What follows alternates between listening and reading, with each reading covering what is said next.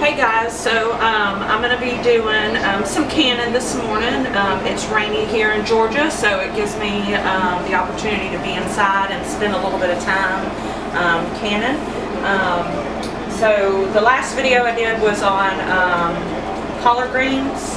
I'm going to do a few videos on, of course, some of our summer stuff that we grow and harvest. Today I'm going to be doing jams and jelly. I've got fresh peaches, Georgia peaches. They've been great this year. So I'm going to go over a few little steps. Of course, you know, I got my jars all cleaned and sterilized. And of course, remember, I put them in the oven to keep them nice and hot throughout this process because I'll do a lot of canning at one time. So over here, I'm going to show you.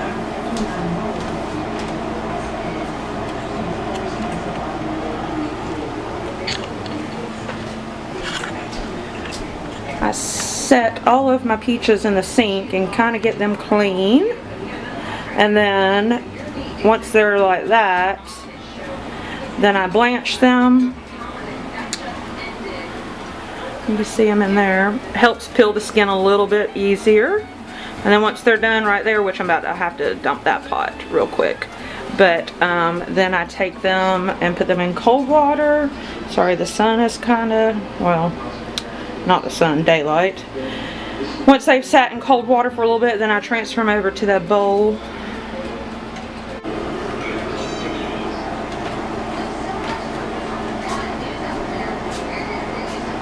Alright guys, so since I got a fair amount of my peaches blanched and cooled down, blanching makes it easier to peel them.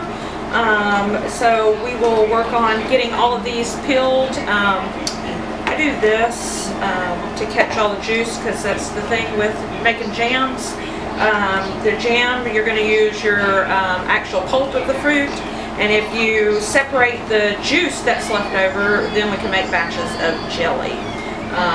So that was one thing that I've learned over the years, that why waste the juice when you can turn it into jelly. A lot of people don't like the actual texture of jam, so I got into provide jellies also for people, and it's been a big hit. So we're going to work on, so normally you wouldn't have to use a knife, but I just kind of do it just to break the skin just a little bit. This one's not quite easy like it normally is. So there we go.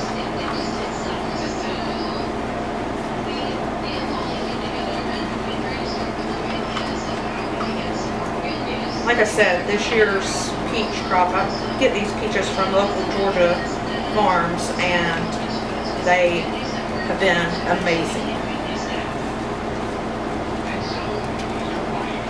And with doing jams, you don't have to worry a whole lot about the bruising on these peaches, because it really doesn't matter. But let me tell you, these have been some beautiful peaches. And I've gotten them all at perfect time to where they're really ripe but not beat up. So it's kind of been a little blessing. Kind of do all of my scraps into one bowl, and then I come, and as you can see, they just come right apart. Get that pit out of there.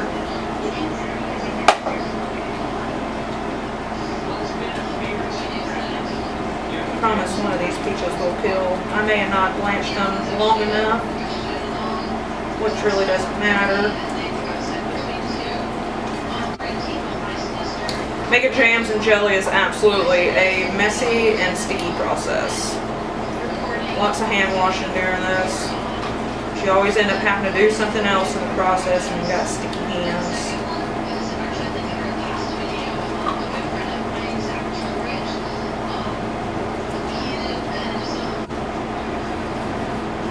Alright guys, so since I got the first round of peaches peeled, I'm actually going to cook these down a little bit. They're a little bit firmer than I expected, so I'm going to cook them down a little bit. I put a little bit of water down in here just so they don't stick while they're simmering on the stove. But once they're to a certain point, then I run them through the food processor to puree them really good. I've learned that over time, that kind of just makes things easier. But I'm going to put these on the stove and get them simmering. Only that it'll release some more of the juices for me to make that jelly I was talking about.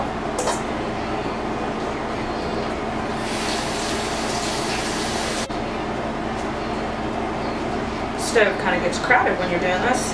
Alright, so I already have some peaches pureed, so we're going to get started on this process. Clean this counter up a little bit. Things get messy, like I said. So for this secret recipe that I do, it's strawberry peach. The peaches are pureed. So for the measurements on this, I do equal parts of peaches and sugar. So this is 7 cups of sugar. So I'm going to do 7 cups of peach puree.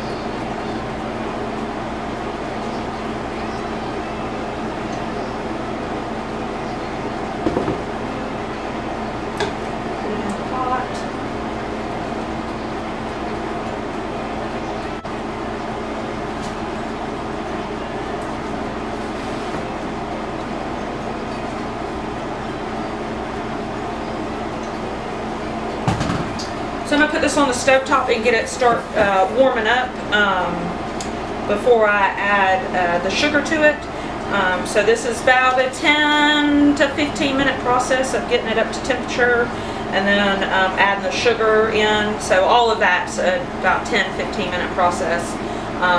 Once you get the sugar in it, you want to get it up to a rolling boil to where, like, when you put a spoon in there, it doesn't, the boil doesn't fall down. We'll continue to go through that. So let me put this on the stove. So if you can a lot, you know that you start using every absolute item that you have in the kitchen. I try my best to keep things clean as I'm going. It's a little difficult sometimes. So while this is warming up, I'm going to get some more peaches peeled and prepared, and I'll continue through the process.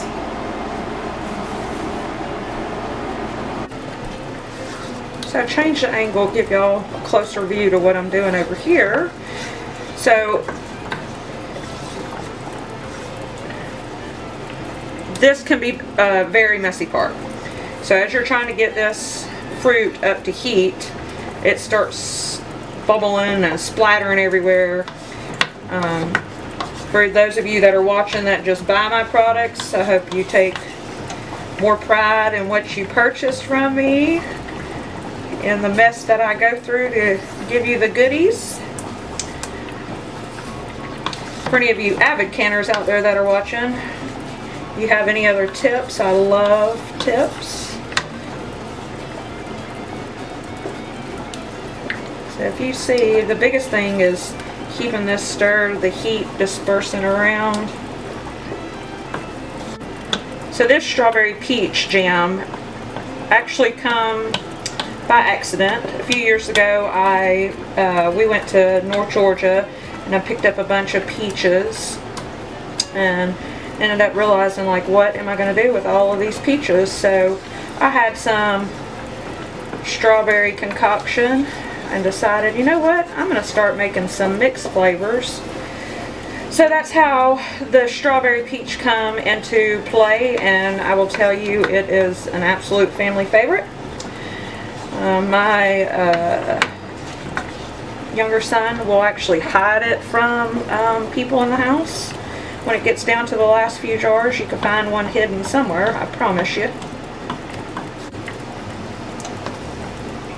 Alright, so now that this is nice and warm, I'm going to add the sugar.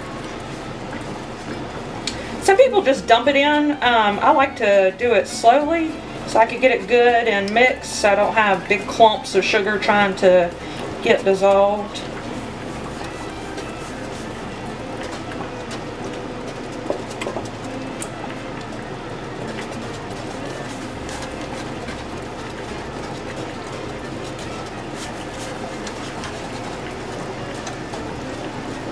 And this sugar kind of slows the heat down, so I'm gonna increase my temperature because, like I said, we want to get it to a heavy roll.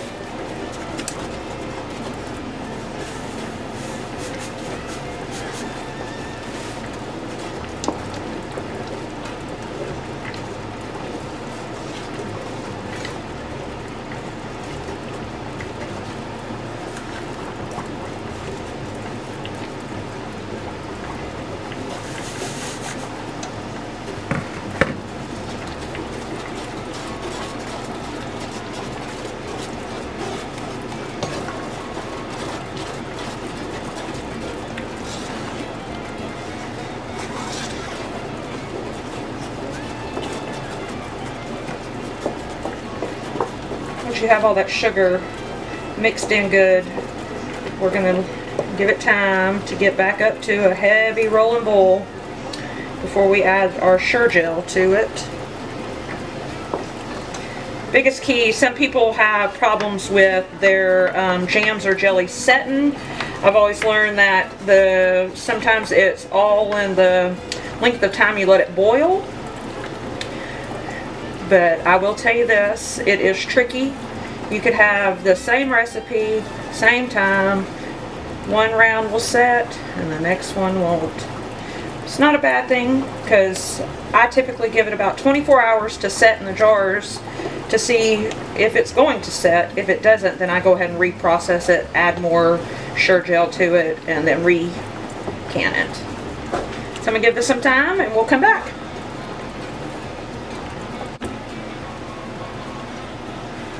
Alright guys, so I've had this boiling for about 10 minutes and I'm not sure if you could see or not in the video, but as I'm stirring it's still steadily boiling, like I can't calm it down.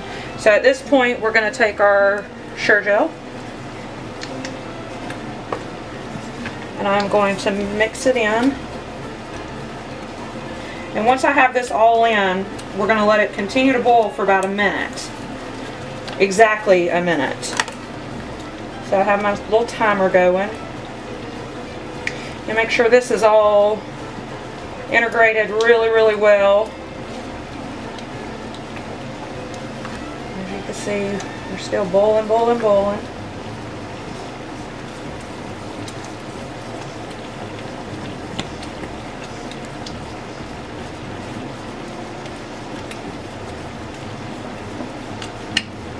Whew. A pretty pot of jam.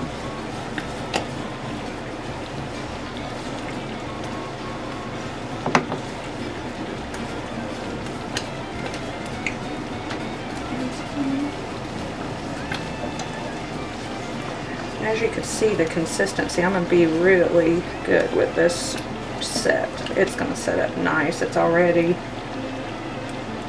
a test for me. See how it slides off the wooden spoon, so you want it to just drip. See how it just... It's like a gravy consistency, I guess you could say. Alright, so I'm going to change up the view and we're going to get a jar in these and end the water bath. Alright, so I've got my jam right there. So a little bit of a faster process. You want to get it in this water bath, in your jars. Bring my hot lids, they've been over there boiling. I'm going to get jars, remember I only get so many jars out at one time. I don't want my jars to cool. You know, cooling issues will cause them to crack when you put them in the water. So we don't want to cause any of that. And as I fill these jars, I'm going to go ahead and set them in the pot. See my little rack? So it's sitting up out of the water.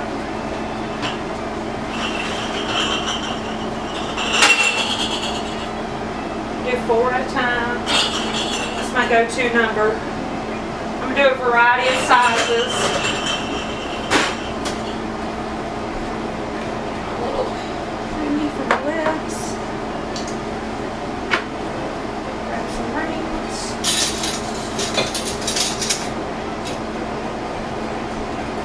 Alright, so your little cannon funnel, I get a measuring cup.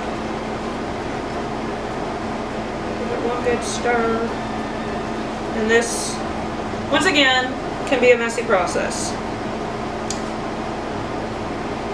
So just scoop the excess drip off.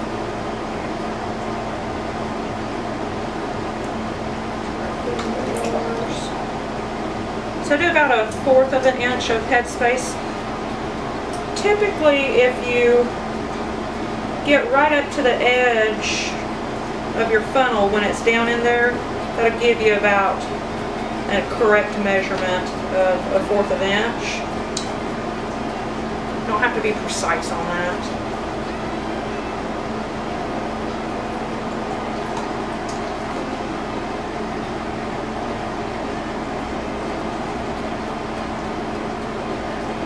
When you take your funnel out, if you don't got enough in, pour a little bit more in there.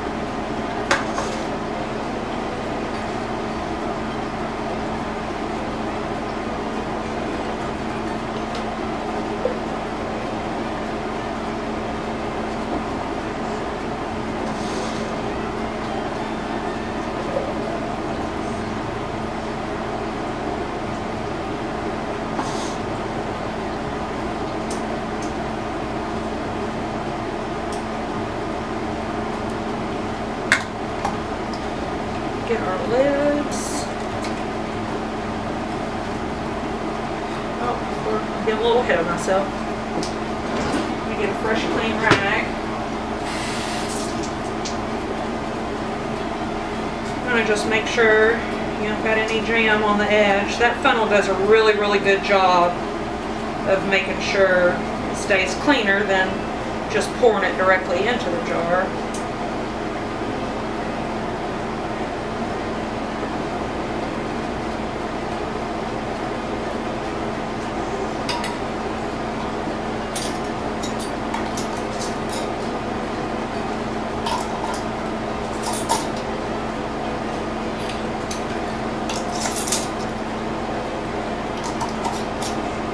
Set these to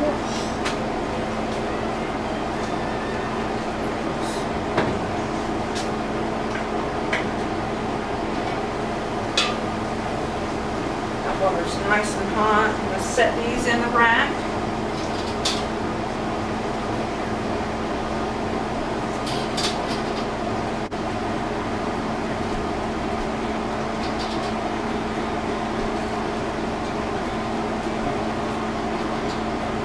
So that's the first batch. So I'm going to lower it down into the water.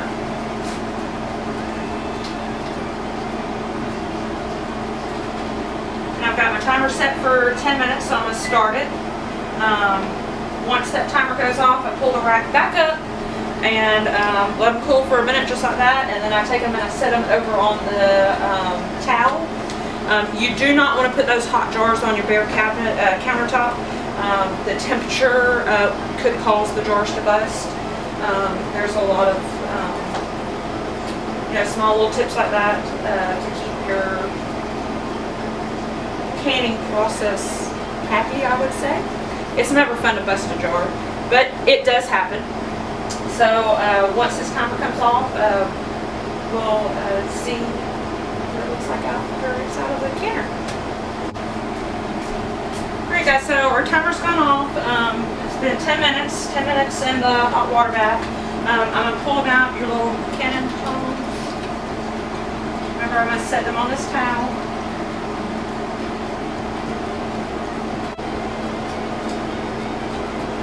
I was able to get a cute little sample jar. I'm going to pass those out to a few people. If not, I have a variety of those. That as people order, I'll actually maybe throw them in as little thank you gifts. As you can see, I'm still peeling more peaches. So that batch right there was roughly about 15 peaches, big size peaches. So it's your normal size. So that made 4 pint jars and 4 half pint jars, and then 1 4-ounce little, I call them sample jars. So out of those, roughly about 15 peaches, remember how I said save your juice. So this is the juice from those few peaches, and that's 4 cups. 4 cups of juice, you could make a batch of jelly. with. And you can do this with all fruit. So actually I'm about to do some pear jelly because I made pear preserves, and then I just strained the juice off. I stuck it in the fridge. If it's going to be quite some time, I even throw it in the freezer. Put it in a Ziploc bag, throw it in the freezer, come back to it. Don't let it go to waste. Use it to your advantage. So these jars will cool. Hopefully they will all seal. You'll start hearing little pop sounds. Maybe we'll get lucky as we're finishing up this video that you could hear some of those jars actually pop. But I do test all of them after they've sat and completely cooled. And that's roughly, I give them that 24-hour time period. If one has not sealed, I put it in the fridge. It stays for the family. They use it. Oh, I don't know if you heard that, but jars are popping behind us. If you have any questions, shoot them in the comments. I'll gladly try to answer any questions that I can. If you have any tips for me, put them in the comments. I appreciate you watching this video. Tillman Family Farms. Please like and subscribe and follow our YouTube page. We're also on Facebook as Tillman Family Farms here in Fortson, Georgia. And I'm going to keep going. Got lots to do. I'll shoot you some more videos out as I get to those steps. I'm going to be doing dill pickles. Might throw in some sweet pickles in there, okra. And then, of course, I've got a big pot of black eyed peas to get put up and jarred for the winter. Thanks again, everybody.